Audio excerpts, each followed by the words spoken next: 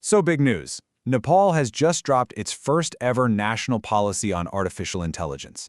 Now, this is a huge deal. It's basically a blueprint that could reshape, well, everything, from our farms to our hospitals.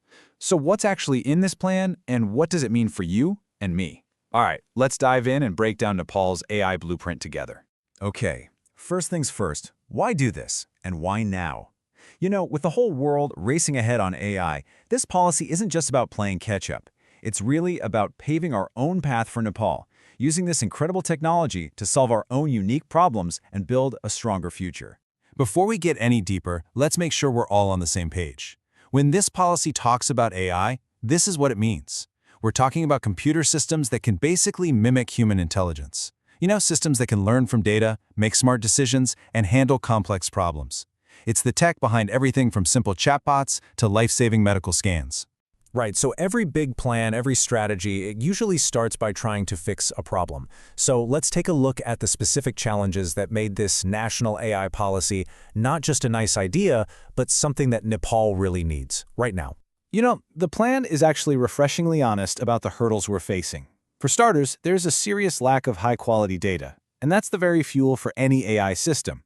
We also just don't have enough skilled people to build this stuff. The digital infrastructure needs a boost, and we need clearer rules to bring in investment and guide this whole thing safely. And yeah, of course, we're facing those global risks too, like bias in AI and its potential for misuse. So here's the bottom line. The government is looking at this policy as a really strategic tool. It's designed to do two big things at the same time. One, put up some guardrails to manage all those risks and any negative economic fallout. And two, hit the gas on innovation, creating a space where AI can really grow and benefit the entire nation. Okay, so we've laid out the problems. But where exactly does Nepal want to go with all this? This next section is all about the vision, the big, ambitious dream that this entire policy is working towards. And the vision here is so important. Just look at the words they chose. The goal isn't just an AI-powered Nepal. It's a human-centric, ethical, and prosperous one. And that sends a really clear signal, right? The goal isn't just technology for technology's sake. It's about using tech to serve people, to follow strong principles, and to actually make the country more prosperous. And the mission is what makes that big vision real.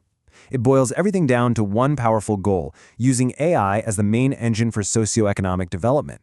It's all about harnessing this tech to improve people's lives, boost the economy, and just create a better quality of life for everyone. Okay, a vision is great, but how do you know if you're actually winning? Well, that's where the 5-year goals come in.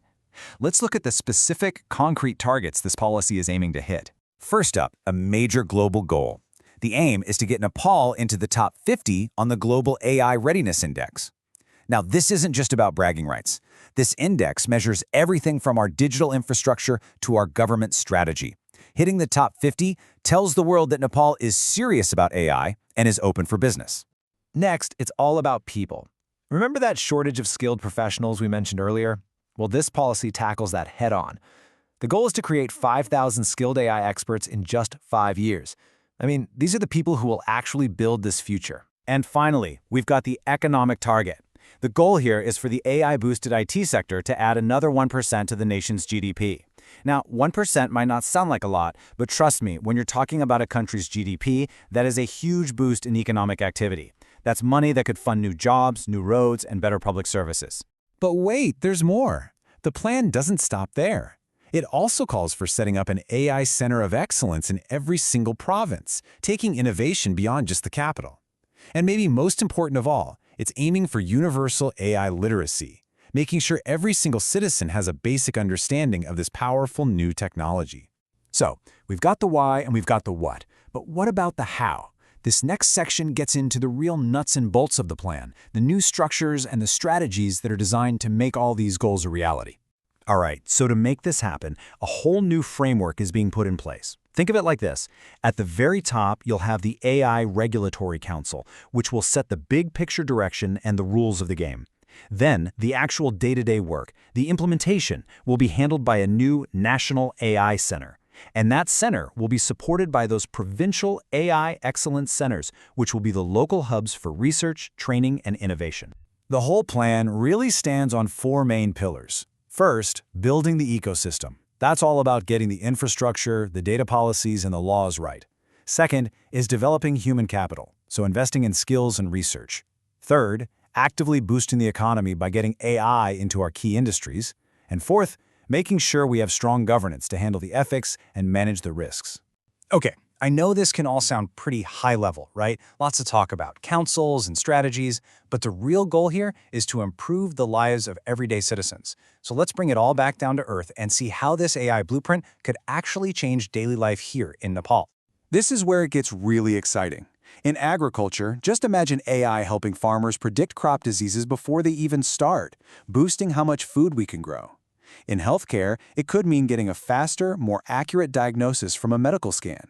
For anyone who's ever been stuck in traffic, AI could help manage traffic flow and make our roads safer. And when you're dealing with the government, it could mean faster, automated services for everyone. Really, the big shift we're talking about is this. We're moving away from slow, manual ways of doing things and toward fast, automated services. We're also going from a world where expert knowledge can be hard to find to one where AI can give decision support to doctors in remote clinics, farmers in their fields, and officials in their offices. It's like we're democratizing expertise. So what's your role in all of this? Well, this huge shift is going to create incredible opportunities to learn new skills. It's going to open up doors for new kinds of jobs and new businesses. You'll get to benefit from better services. But it also means we all kind of have a responsibility to become more AI literate, to really understand how this technology works and how it's shaping our world. So there you have it. The plan is ambitious, the vision is powerful, and the goals are set. This policy is the foundation. It's the blueprint, but the biggest question still remains, will this blueprint, with the hard work of the government and all its citizens, actually build that human-centric, ethical, and prosperous AI-powered Nepal it's dreaming of? Well, only time will tell.